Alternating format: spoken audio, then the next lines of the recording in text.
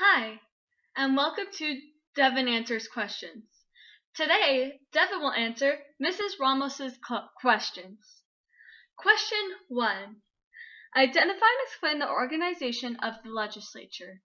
The legislature consists of the Senate and the House of Representatives. The Senate is considered the more mature part of Congress and has higher requirements for office.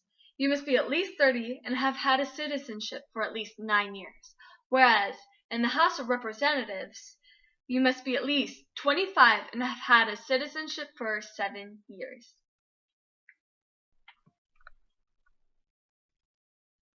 Question 2.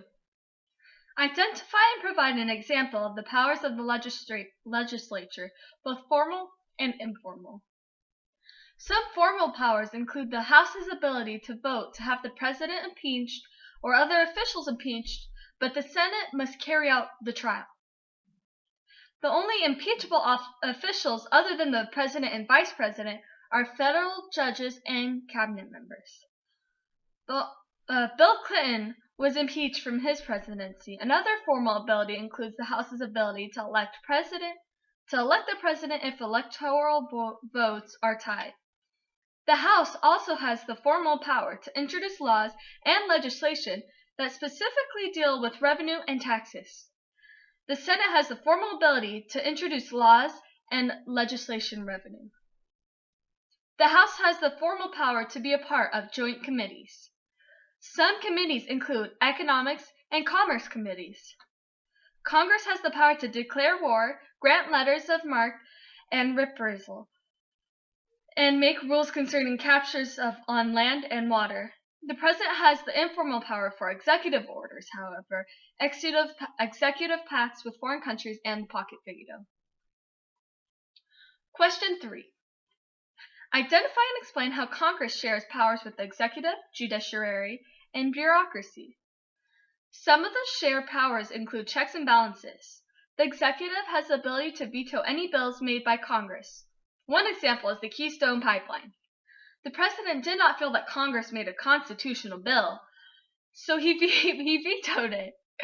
The judiciary has the power to prevent a bill from becoming a law if it is declared unconstitutional. This prevents Congress from passing bills that are unconstitutional. The bureaucracy can fund or influence the votes that Congress passes based off of their conception of importance. Question 4. Discuss the implications of Congress sharing powers with each of the following: executive, judiciary, and the bureaucracy. The implication of Congress sharing powers results in preventing corruption. Overall, that's what it does. This is a result of checks and balances. Furthermore, by sharing powers, it keeps the separate branches connected and working together on the same page, by keeping everything together and organized, and this goes the same for all three categories, no matter what.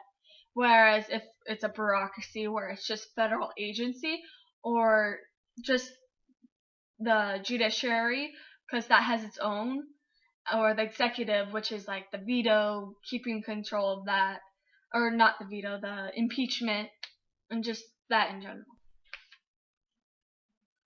Question 5.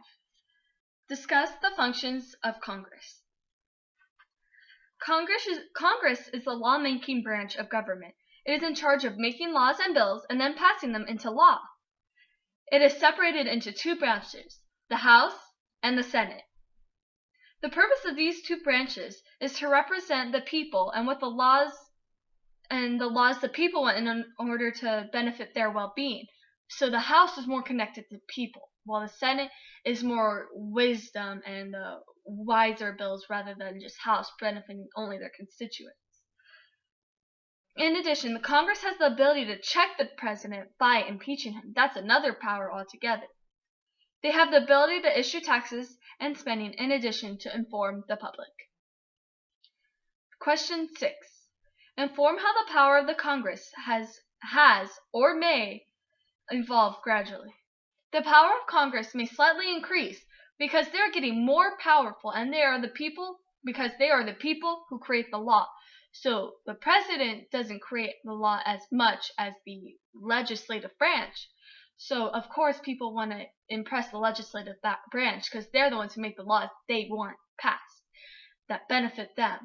Therefore, people who want to influence the government will go to Congress and support them so their influence could be supported rather than other officials who don't have that much power in affecting the government. Question 7. Identify how the power of Congress has or may change dramatically as a result of a crisis. In a state of crisis, Congress may lose power to the president because of martial law in a state of an emergency.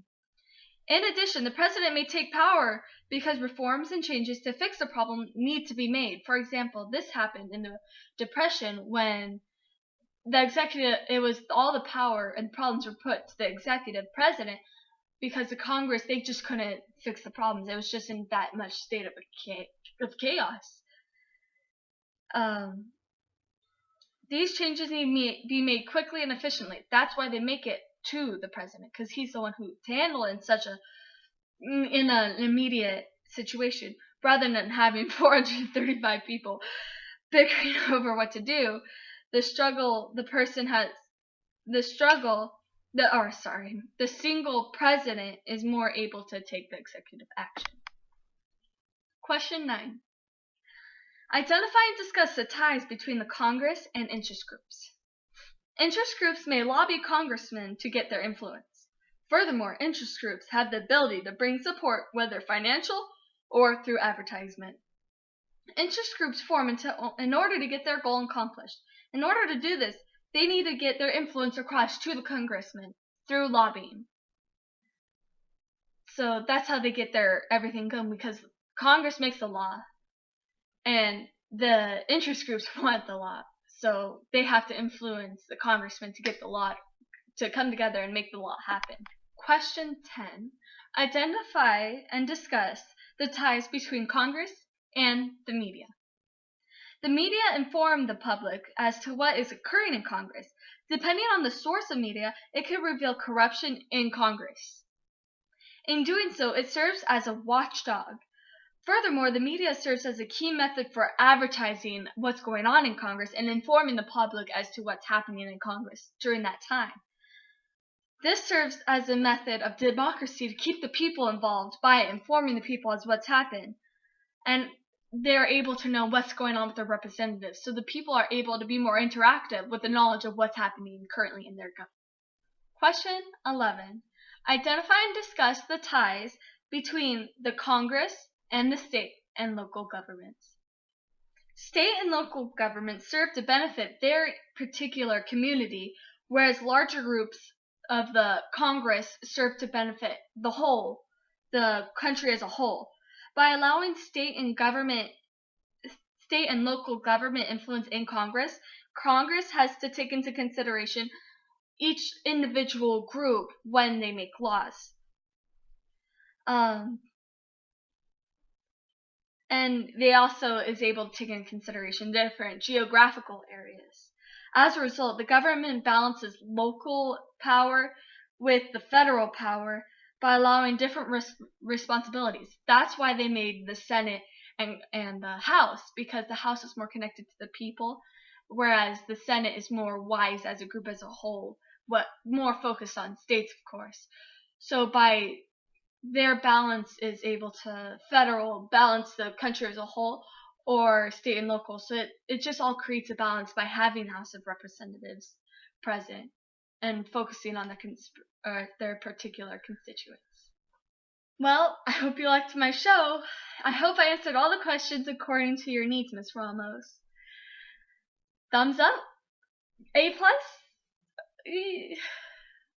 Thank you. See ya.